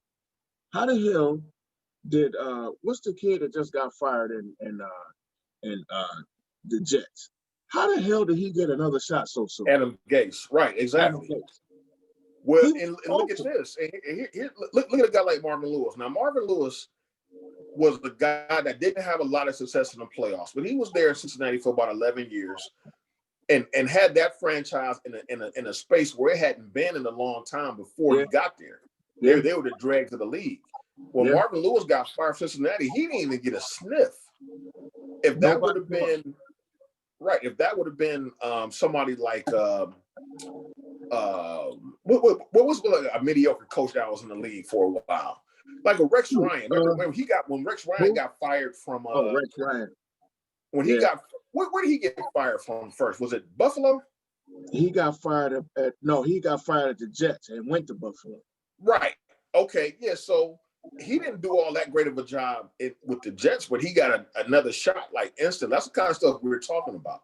Where a guy like Denny Green, it took him a minute to get back. He finally got another shot with he got a shot with Arizona, I believe. But most black coaches, once they get fired, like you said, they don't get that second chance. Look at Jim Caldwell. All Jim Caldwell did was take that decrepit franchise to the playoffs twice. And what did he get? And what did he get for his service? Fired. He got fired. And when has anybody else interviewed him or brought him in as a serious candidate? They haven't. Exactly. They haven't. But let Jeff Fisher say he wants to coach again. There'll be this buzz. Soon as Jeff Gruden said he wanted to coach again or might coach again, they hired him out in LA. They didn't Jeff go Fisher on those was 8-8. Well, he's the most 8-8 coach I ever seen in my life, and people thought he was the best thing since Swiss cheese. Jeff Fisher is the most mediocre dude ever, but he had that job for about 62 years. Right. I mean, he went from Houston to Memphis when they were playing in Memphis, and then to Nashville. Yep. So then left there and went to the Rams and went 8-8. It's the same thing. Look, the same squad that went to the Super Bowl 2 years after the dude left. Right. The same squad. He had Jared Goff and wasn't playing him because he was trying to keep his 8-8 shit intact at that point. He didn't want to not go 8-8. He like, oh, they really gonna fire me now if I don't go 8-8. Right. Hell, he might have ruined Gurley's career. All that damn running him early on in his career. He was just running the shit out of him. Same thing he did with Eddie George. Oh man, they ran Eddie George like Earl Campbell. Yeah, pretty much. And you know when Earl Campbell played, that's all they had. That's all literally. All they had was Earl Campbell and Billy White Shoes Johnson. That was it. That was their whole offense. And they just hope that Earl didn't hurt himself or whatever during the game or whatever, because they had that was our game plan for next week too. Right. That's why his career got cut. He only played like 8 years, something like that. 9 years. Listen, you can't carry the ball 45 times a game. Like this dude was carrying like 35. But back in the day, that's what you had, that feature back guy. Yeah, those bell cows. I mean, but but what they did to Earl Campbell was ridiculous, man. If you go back and look at his carry, he was averaging something like 400 carries a season. Listen, which is insane. And think about that. And this was during the time where, getting like all these hits that would be personal fouls now. Like I was trying to explain to people this. And they were like, what football do you watch? I'm like, man, helmet to helmet hits. It's actually a part of the football I watched in my life. Yeah. They didn't believe it. I said, go back and look. Helmet to helmet only became a penalty in 96. It wasn't. That ain't some stuff that happened in 1955. Right. That happened all the way in 90. I was 4 years out of high school when that became a penalty. Right. But guys were doing it all the way up until then. That's football. You lower your helmet. The NFL marketed kill shots. Yeah. Think about it, bro. Why do you think on these newer gaming systems, because it wasn't that way when we used to play on Atari, of course, and it wasn't that way even when we first started playing Madden on Nintendo and Sega. But once you started getting to the PlayStations, the Dreamcast, and now your Xboxes and your Xbox Ones, they got this hit called a hit stick. That was a part of the game where you just want to run up on somebody, boom, and just clean their asses out, and that's it. You done. Mm-hmm. I don't care how I hit you. I don't care if it was with the crown of my helmet. I don't care if it was with my forearm. I don't care if it was with my cleat. I'm here to knock your ass out. But we've all said this. A part of that is one of the reasons why tackling is so awful anymore. It's because these guys want to do. I said that about Taki last week. I said that about Mac Wilson. Bumped into my desk. And I said that about Mac Wilson. You guys always wanted, and not just them specifically, but the newer generation of guys, you want to make that that powerful, just knock your ass out type of hit. But it's been happening for forever. It's been going on for forever. This didn't just start. This has always happened. So, you got to understand as you try to move forward into what's happening in these games, as you start to move forward, what's happening, not just in the NFL, but because even in the NBA, if you go back to the NBA, there was stuff that, remember the game used to be so, remember every year Princeton would go to the NCAA championship, to the NCAAs, and they would beat somebody or compete with somebody. Yeah. At the end of the day, it's about the fundamentals will always be what the fundamentals are. But understand that team ain't gonna beat Kentucky with Boogie and with AD. You're not gonna beat them. But you still have to have that fundamental play of football. You gotta have it. And that's where the tackling comes in. That's why I was going after McKinnon. At the end of the day, I don't mind a hit stick hit. What I do mind is that you're trying to do a hit stick hit when you just need to wrap this dude up. Right. Just make the simple play. Just make the simple play. Just do the small stuff. And that leads to you guys winning those games. But back to where we started with this whole coaching situation. I'm okay. Because again, we'll be right back here in these same spots with some of these teams. Like you just hired the wrong guy. So we'll be back cleaning up a mess. Right. Well, it looks like Houston is going to hire either Leslie Frazier or Bieniemy. Now Frazier might have the inside track now because they're out of the playoffs. He might, but I'll be honest with you. If I'm them, I do my due diligence on both. If I'm Houston, and like everybody's like in a hurry too. You don't have to be in a hurry to hire your head coach. You want the right guy. So I agree with that. One thing that's interesting too, I think John Dorsey got hired by the Lions. Well, he did. I'm telling you what, I don't know that the Lions are in terms of their I have to look to see, but their trades and where they're positioned in terms of the draft and stuff like that, what like trade value and stuff like. I need to see where that is. But John Dorsey tends to be able to spot talent.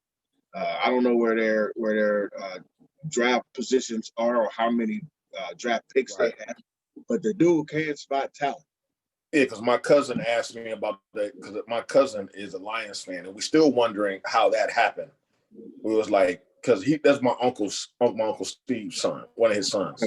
Okay. Like, dad is a diehard Browns fan. You were born in Cincinnati. Yeah. How did that work? Grew up in Chicago, and yet he is a Detroit Tigers and a Detroit Lions fan. And to this day, we don't know how it's happened, and he doesn't know. But has he ever lived in Detroit or? No, my uncle did live in Detroit, but I don't think he was born yet.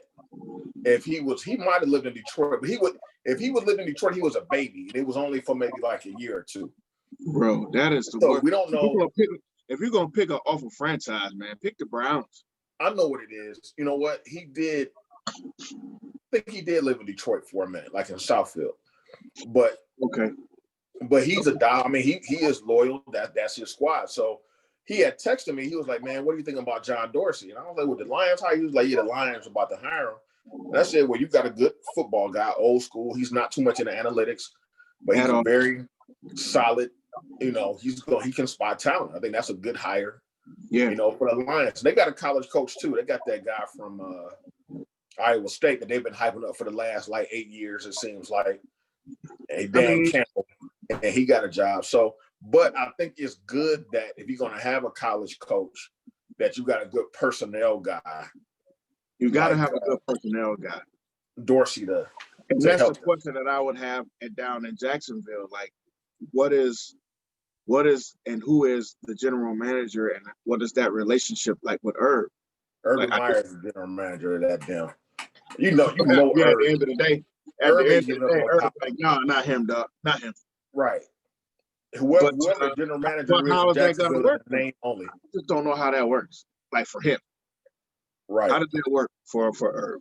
Because Herb ain't never did it on this level. So how do you allow a guy who hasn't done it on this level to just have full reign?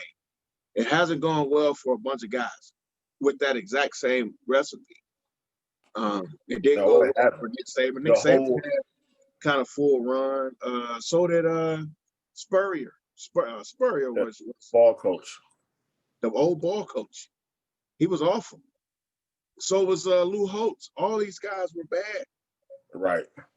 All these guys were bad. And it's not saying that you can't, that recipe never will work. I'm not saying that. I'm just saying it's a tough, apparently, there's still my homie, Scrap Irons, what they call it, his line from the script of the latest man, being a college coach and coming into the pros and being successful, that's a tough shoe to polish. That's a tough shoe to polish. Like these guys don't make the transition. And I still think it has a lot to do with the players. Because now, so say like you got a Wayne Haskins. Herb drafted this kid, or excuse me, recruited this kid.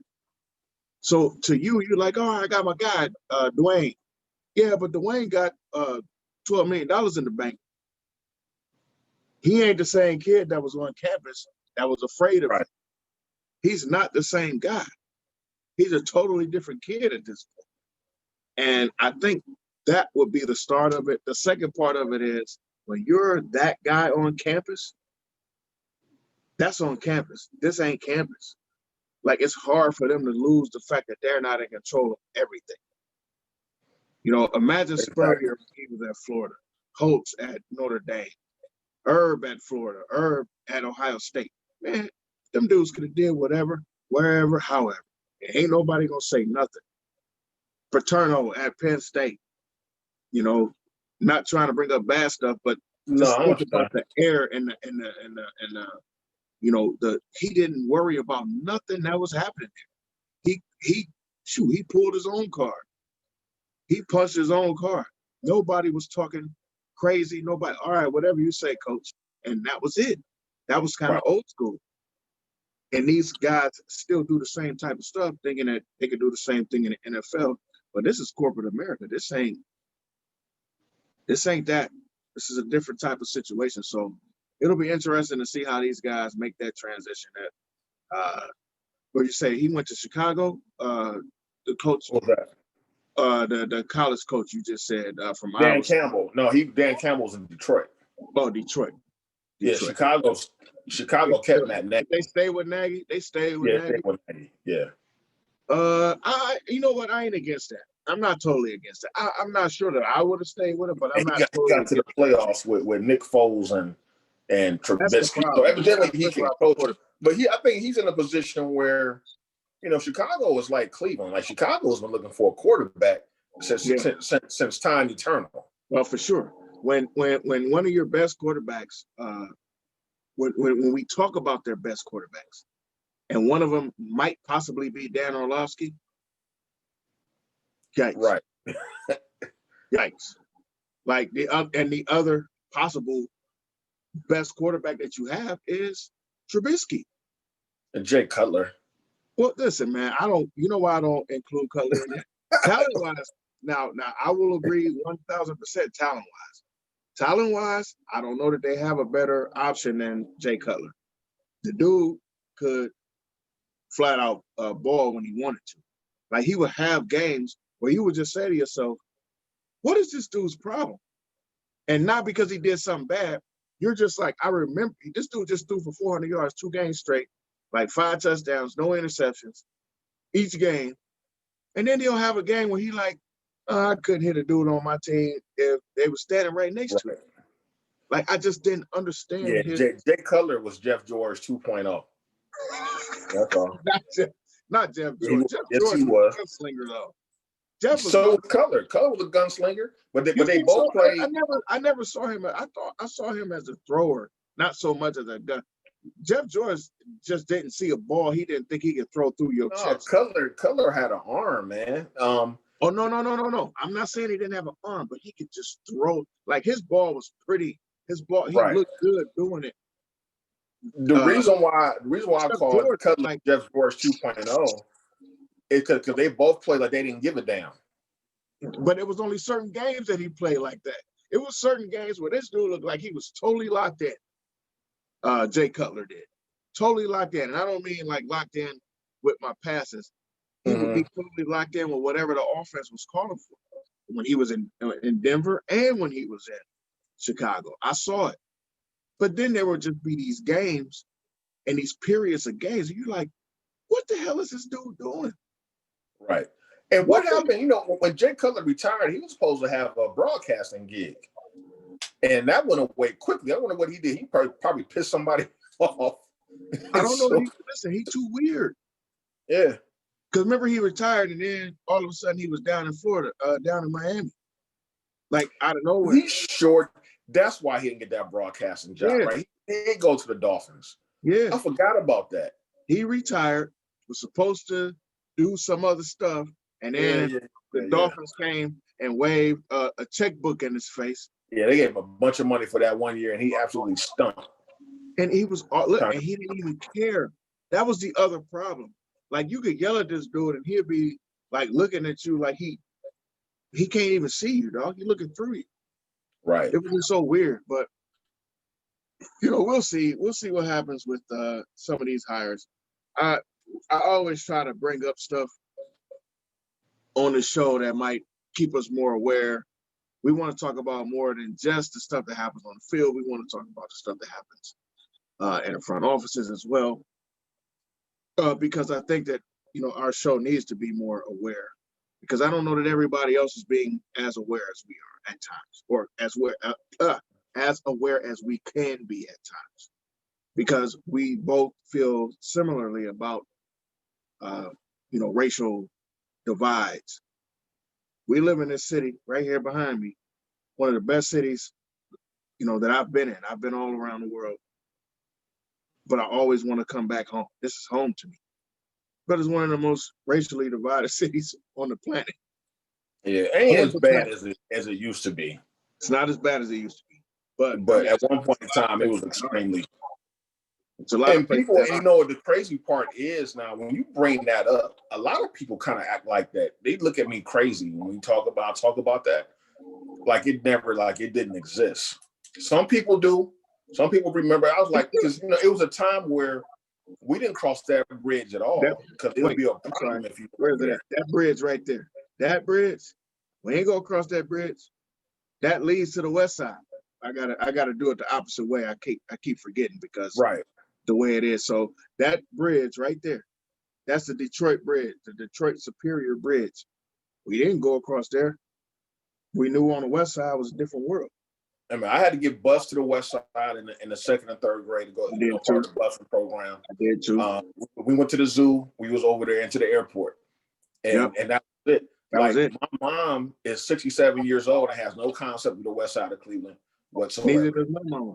And doesn't want to, and doesn't want to go over there. You just didn't go to the west side, and guess what? There's West Siders that feel the exact same way. Same way, yeah. And they still listen. I still see it on on Facebook, Cleveland.com. Somebody gets killed, and they're like, "Of course, it's on the east side. What do they expect?"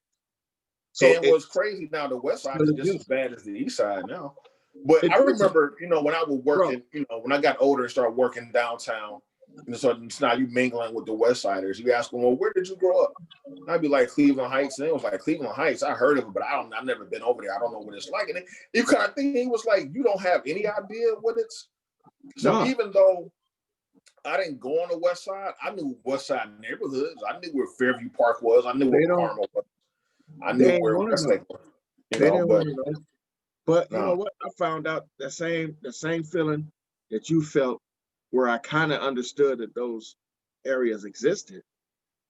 I did realize later, as I got older, that I didn't know anything about it, because I grew up under that same kind of rule, and not the rule, but you grew up with that. Like, it's the West Side. I don't go to the West Side. you just kind of grew up that way. And I went to the service, met a girl she was from Brecksville. Okay.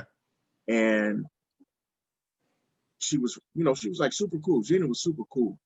And she used to date one of my friends, and they used to say to me like all the time, like, "Oh yeah, well y'all both from Cleveland." I'm sorry, not Brecksville. She was from Brunswick. I'm sorry. And they're like, "Yeah, well y'all both from Cleveland, so I'm sure y'all know, this place or that place that y'all are talking about." I'm like, I'm in Brunswick. I don't know nothing about no damn Brunswick. And guess what? I'll guarantee you, she don't know nothing about no damn Kansman or Warrensville. No. She don't know nothing about neither one of those. You know what I mean? But it did make me start to think. While I was in the service, I said when I get back home, I wanted to learn. I mean, I feel like I was the biggest Clevelander on the planet. I was always repping Cleveland, but it was a whole entire half of my damn city that I don't know nothing about. Oh, Didn't care to know about at the time. So I just decided I was going to do better, and I have done better. I've experienced and seen some different stuff on the West Side that wasn't too bad. And like you said, I agree with you. The West Side, I don't know why y'all playing. Y'all act like it's some follow the yellow brick road and everything is just beautiful over here. No, the hell it ain't. It's No. parts of the West Side where you don't go your ass at after a certain time of night either. And It ain't just white. And look, it ain't just black people and Puerto Ricans that you need to be worried about. It's just where you are, and that's just how it goes down. But that's how the whole racial thing gets played out. And it is what it is. But I love my city regardless, and I love the people who live here because I think overall, the folks here are good folks, but there's some bad folks here too, and I'm not gonna act like that don't happen either. So we can all do a better job. We can all do a better job. And I think we should. We can all spend time down at the stadium, whether it's the Indians, whether it's the Cavs, whether it's the Browns, and we can high five each other. We could also sit and drink beer and talk to each other when it ain't a game. We just got to do better. And the problem is we got this huge divide, not just in the city, but in this country. And we just got to try to find a middle ground. So at the end of the day, man, at the end of the day, no matter what your, race, and really it's really only one race, and that's the human race at the end of the day. That's it. To be honest with you. But everybody is pretty much, for the most part, trying to do the same thing. Everybody trying to make a living. If you got a family, you want to take care of your family, make sure your kids get a good education. That's it. And you want to keep, and you want to be safe. That's pretty much where everybody is scrapping and scraping, getting up, 6 o'clock in the morning, going to work. Scratching and surviving. Right. Good times. That's all everybody is doing. But everybody gets caught up in this petty stuff. Yep. And it's time out for that, man. Sometimes you just have a dialogue with people. Like when I still do a little Uber and a little Lyft. More so just Lyft because Uber be on some BS, but that's another story. But I talk to my pet, sometimes you end up on the West Side and neighborhoods in Cleveland and Cuyahoga County that I ain't know existed. Yep. It's some gorgeous neighborhoods in Cuyahoga County. Yes, it is. Beautiful neighborhoods. Yes, it is. And and I know it's some people that probably got in my car that probably don't interact with black people too much. And sometimes you just talk, and sometimes when you talk, you have more in common with people than you realize. Yep.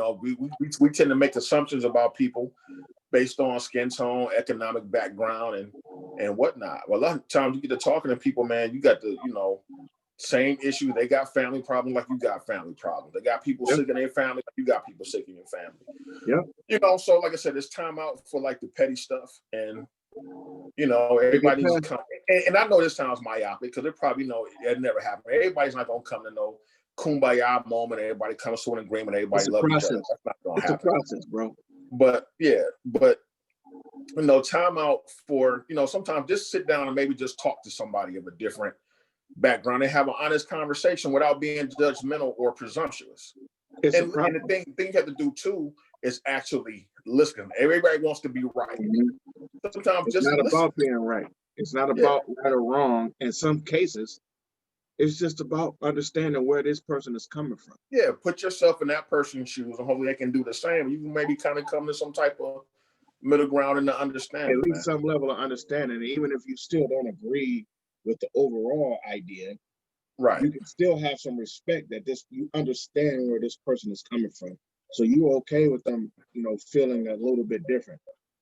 We gotta kill this whole, apparently if you disagree, you're a hater, or if you disagree, then you're an idiot, or if you disagree, then stop. People use the word, man. The word hater has been completely taken out of context. I don't Makes think that the Loonies intended when they came up with the song "Player Hater." I don't think the Loonies intended for it to be used the way it is right now. I mean, shoot, we Or 25 years later, of course they didn't. They just thought they was coming up with some cool stuff. We didn't realize it was going to be a part of the culture for a generation, right. but here it is. And, people over using hater and using like negative tones or words to people because they Yeah. don't agree with you or don't You feel don't the like same way. you don't like little Uzi Vert. You're a hater. No, I don't like little Uzi Vert because he stinks. Because he That's thinks, why I don't like little Uzi like, Vert. why do I gotta love Lil Uzi Vert? I got to. Right. No, I don't. Like, what happened to my individualism? So, Right. and that's where it is. Like, you have to appreciate people for who they are, whether you like them or not. Whether I respect a lot of people I don't like, to be honest. And then there's some people I don't like or respect. That's a whole different Yeah. conversation Right. because they haven't given me anything to respect. But I can live with you being different and live with you being having a different idea or concept from me. But you're going to respect me as a person, and I'm going to respect you as a person, regardless. We can still work together. We can still go to lunch together. I don't have to do your political affiliations. I don't have to do your, any of your other little personal situations that you might have, and you don't have to do mine. And we can still be okay with each other. Like, we just got to find that common ground, and it just doesn't seem like that's where we've been. But we need to get back to trying to do that. Have a sense of community, have a sense of love for men and for us as the human race and as Americans. Period. So that's it. I ain't mean to take us off on no political tangent or on a racial tangent, but it does need I to. don't even think that was really racial. I think that's just That's just. part of humanity. But Period. some people gonna hear it and say that because that's where we are Yeah. right now. Again, we talking about people who oversaturate us with hater and oversaturate us with whatever. So I don't, I want to make sure that we all understand this is something that's important to me, to Sean, and we can disagree and we can agree and we can like each other still, regardless. You just come back to the table. We all back in that same sandpit come Monday because we all got to do the same thing. Take care of our families and make sure everybody's good. And I care about all of you guys. Again, always have, always will. Y'all can dislike me or dislike my rants. I'll just curse you out and out. Right. Right. So, did you have anything else you wanted to touch on today? No, I think I'm good. Again, pretty decent games today. The second game was a little slow, especially in the second half. But overall, I was cool with the games. And we'll see what happens. We'll talk about the Super Bowl on the As a matter of fact, you know what? I just thought about it, man. We probably won't do our preview Wednesday because it's 2 weeks between Super Bowls. That's right. I mean between the championship game and the Super Bowl. So there's some things that may play out as far as injuries and whatnot. So let's let all that shake out before we give our our pregame analysis. Maybe we'll check into that. Come next, not this Wednesday, but the Wednesday after this. Right, exactly.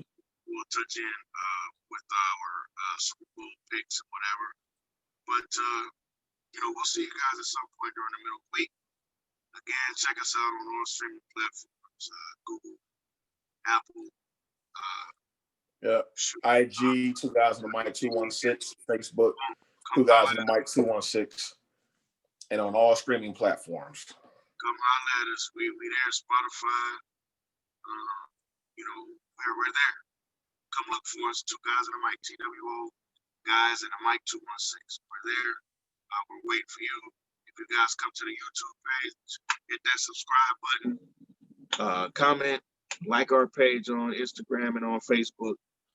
Comment, because all of that content that goes out and that you guys respond to, we will do everything that we can to try to respond back in the best way, in the best manner possible, because we appreciate you guys.